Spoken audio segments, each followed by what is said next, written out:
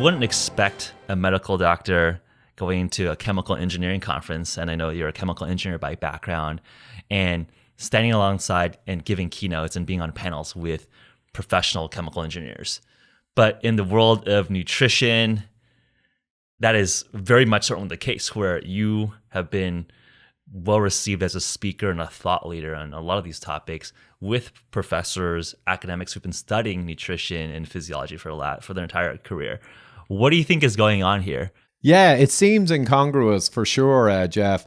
But I suppose at its most fundamental, medical doctors are very busy in their practice and they get a certain education, and a lot of them don't have time to really research deeply, and they're not really quite into biochemistry and metabolic pathways. They're more physiology, anatomy, and pharmaceuticals required for which disease and identifying the problem, all that stuff, and they're really busy.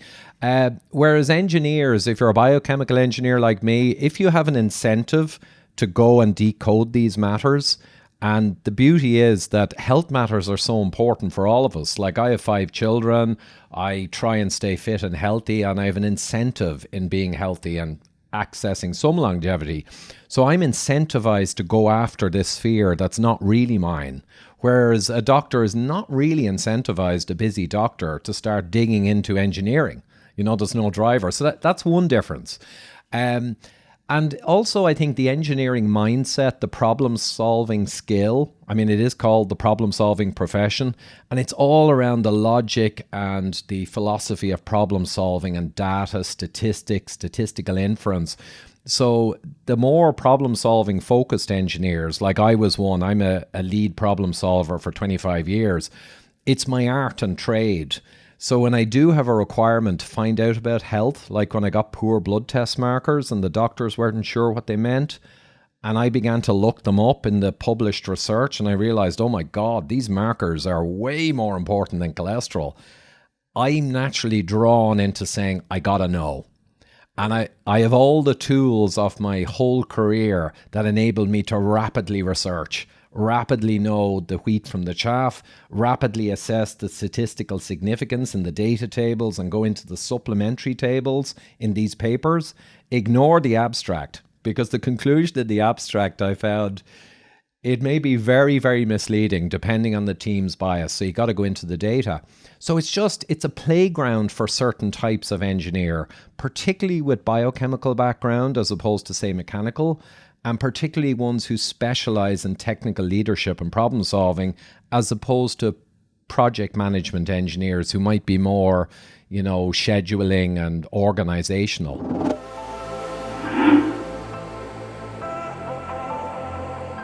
Global community, I think people think of insulin as probably this like magical drug that cured diabetes, right? Like that's probably the classic thing people think about when they hear insulin. Some scientists back in the 1900s invented this thing, put it off patent, and it cured diabetes. And now we're saying, hey, actually too much of this is not good, and it's actually not actually solving the root cause when you're giving people insulin. You're actually just kind of giving an alcoholic more alcohol type of a salve. Right. So yeah, there is an unfortunate history, exactly as you say. Insulin was discovered and it miraculously cured type 1 diabetics who could not produce insulin. And literally people who would otherwise die quickly were now saved. So insulin was golden boy or girl, if you will. Type 2 diabetes then, as we went through the 20th century, became more and more of a problem. But it was always viewed as a blood glucose problem, because they knew, well, type 2 diabetics, their blood glucose gets higher and higher. And up until the 50s, they really did genuinely, honestly view type 2 diabetes as a glucose problem that maybe required insulin to help manage this problematic glucose. What they didn't realize was the real problem that defines type 2 diabetes is an excess of insulin. The only reason it becomes a glucose problem after maybe 20 years of having type 2 diabetes is you now can no longer produce enough insulin from your battered pancreas to keep the glucose under control, so it skyrockets. So they viewed it as a glucose problem. Now, Yallow and Burson, I interviewed Dr. Joseph Kraft back in 2015. It's on my YouTube. And he brilliantly in the 70s worked out by doing 15,000 glucose and insulin assays. Two things he worked out. You got to measure the insulin after drinking a glucose drink for a few hours, and that's the real test for diabetes. And he also realized from research that most heart disease links to type 2 diabetes, even if you're not diagnosed. But he told me about Yallow and Burson. And Yallow and Burson in the 50s were brilliant, but they discovered that type 2 diabetics actually had very high insulin. And it was such a shocking discovery that when they went to publish it, and they were completely correct, they had groundbreaking data now to say, wow, type 2 diabetes is actually a high insulin disease. It's not glucose. And they couldn't get published. And they got in a lot of hot water because the American Diabetes Association and all the groups and the medical profession said it's a glucose disease. What do you mean? High insulin? But the standard of care is giving them even more insulin. Yeah. So it didn't fit with the way the world worked. So they never really got that established. And Kraft in the 70s brought out even more data, like I mentioned, that type 2 diabetes is vastly bigger than the diagnosed people. Because if you measure their insulin after a meal, you're going to find a ton more type 2 diabetics. But no one wanted to hear that either, because they didn't want to face the fact that maybe 50% of people are essentially diabetic, because that's bad news. So everyone who was discovering this was swimming upstream, as Joe Kraft put it. And the system just didn't want to go down this road. And it's kind of to this day the same thing. They like to view it as a glucose disease. And it suits everyone. And maybe a lot of them really believe it. And the ones who understand otherwise know that rocking the boat too much is not going to help anyone. It's hard, but that was the genesis of how we got here. But now it's becoming more and more apparent. And the failure of the Accord trial, where they shoved in more insulin and they got worse mortality outcomes. And now they're going for the SGL2 inhibitors that basically make you not absorb glucose in your diet, and you pee it out, and it gives you urinary tract infections. But they're pushing those now. They'll do anything but admit that it's putting glucose in your mouth is the biggest part of the problem.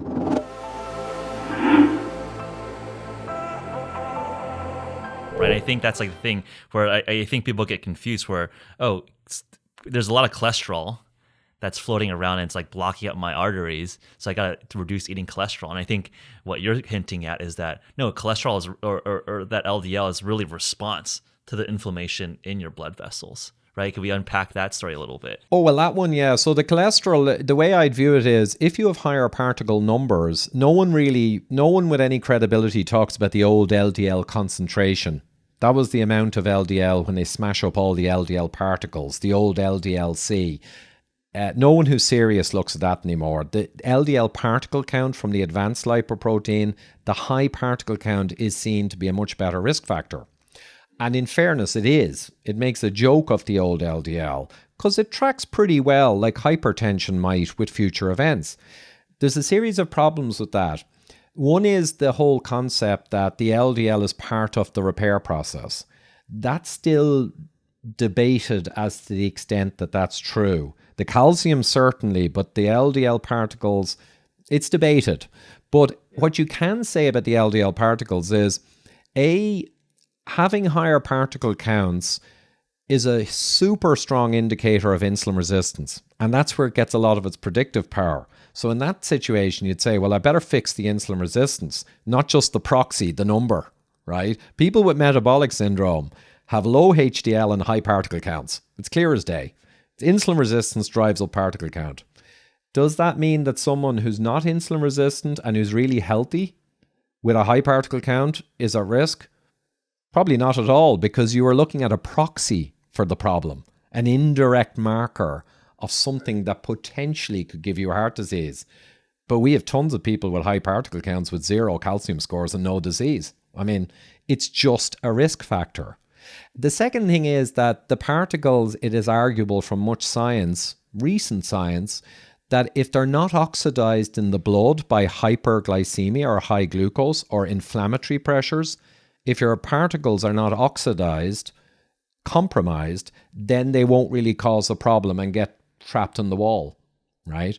So there's another thing. Well, you need to know, is my high particle count got a lot of oxidation and problems, or is it actually all fine? It's a second question. You need to know the answer. And there's multiple other layers that if your endothelium or the inner layer of your arteries is compromised, that is an extremely strong hypothesis that that's what allows atherosclerosis. And if it's healthy and you have no inflammatory condition and low insulin and glucose, you can have any number of particles and they're never going to become a problem because your artery is healthy, right? And if your HDL, I know I'm going on a bit here, but if you have a high number of particles and a genuine problem that's driving down your HDL functionality, then your HDL will not be properly moving cholesterol out of the wall. So you may have a problem with more particles then and benefit by lowering them. But what if your HDL is working fine, your endothelium is fine, you have no oxidation of your particles, then why would you be looking at a high number and being worried? It doesn't make sense. So it's like when they talk about the particle number, a lot of people, it's like that's the big thing. And in an engineering sense, that's one factor in a whole range of factors that may or not have any relevance depending on the other 5 factors. Yeah. But they're not talking about the other 5 factors. That's the problem with the cholesterol theory. They're not talking about the other 5 massively important things. They're just it's like myopic. It's a network system, right? This is a lot of interplaying parts, and one marker is not sufficient. It's required, but it's not sufficient to make a diagnosis. Yeah, and that phrase is good. It's required. In other words, if you take away all your particles, you probably can't really generate atherosclerosis, and that sounds quite convincing as to their importance. But I use a simple analogy for lay people. A plane, the rudder servo breaks. The rudder locks hard, pilot can't control it, hard landing crash, and no one gets killed in the mechanical impact, but everyone's burnt alive with the fuel. You could say the fuel is the root cause. If there was no fuel, no one would have got burnt, they all would have walked. But that's misleading. Yes, the fuel is part of the process to kill the people, but what was the root cause? So we've always had LDL particles.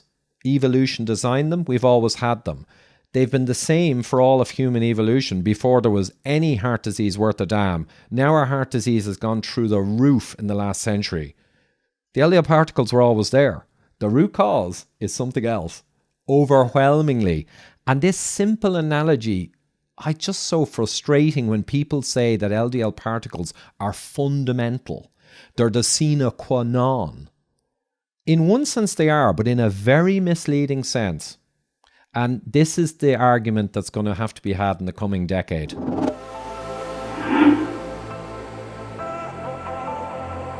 Primarily from things like soybean oil, canola oil, the seed vegetable oils. Just to clarify. Exactly. And I think we can say a blanket statement. Tucker might disagree. But if you just eat some more of the natural whole foods as part of a good nutrient-dense diet that happen to have omega-6, I don't consider that something to worry about at all. You're right. The overwhelming influx of omega-6 linoleic acid into our diet is from vegetable oils. So soy oil has gone up a factor of, believe it or not, 1,000 since the late 1800s, and it correlates pretty much all the way through with obesity and other disease, ironically, while they tell us it's good. Recently, soy oil, an industry body, came out with a genetically modified soybean oil, a new one. And this is industry. And they claimed that their new genetically modified soybean oil is less obesogenic than traditional soybean oil. Okay. Without realizing it, they acknowledge that soybean oil is obesogenic in animal models and in humans. But there's loads of papers on this with mice. In 2013 to 2017, one team took mice on low, medium and high fat diets, and they put in 10 to 12% of polyunsaturated omega-6 versus 1%. And the reason they did it was they said in their abstract, we want to model in animal models the current consumption of omega-6 oils versus the evolutionary one. And we want to see what happens. On low-fat diets, on medium-fat diets, and on high-fat diets over a few years, always the same result. All the obesogenicity, or the driving of obesity and liver fat, all went with the 10 to 12% poly, and they fixed everything else constant. I mean, this is proven, only no one knows it. Then you have industry coming out and admitting it and saying they've got a new concoction, GMO, that's not as bad as the old one. This is at the same time that the authorities are telling us to horse these into our bodies up to 10 to 15%. So it's kind of absurd from a scientific viewpoint, but they believe it because of some badly run trials 30 years ago that seemed to show a slight drop in cardiovascular events over 2 years. What they're missing is the long-term obesogenicity, liver damage, and everything else that's going to go bad. And even it's argued in many papers with animal models, cancer, that are the long-term consequences of taking in these oils. Right. And I just also want to underline the initial statement that you said that it takes a lot of hyper-processing to get these vegetable oils. If you just think about it from a very lay perspective, I know where the animal fat is. I understand that there's a piece of saturated fat on the steak, but where is the oil in a corn or in a soybean? I mean, you're not just squeezing out oil from these things. So just from a very intuitive perspective, where are these oils even coming from, right? It's not like you squeeze a soybean and there's like oil that just drips out of it, where like you squeeze like a piece of bacon, okay, you can get fat out of it. So even from a maybe holistic or natural way of living perspective, or kind of like the soft, intuitive side of nutrition, these oils don't even really exist in nature. How are we getting 15% of our calories from this?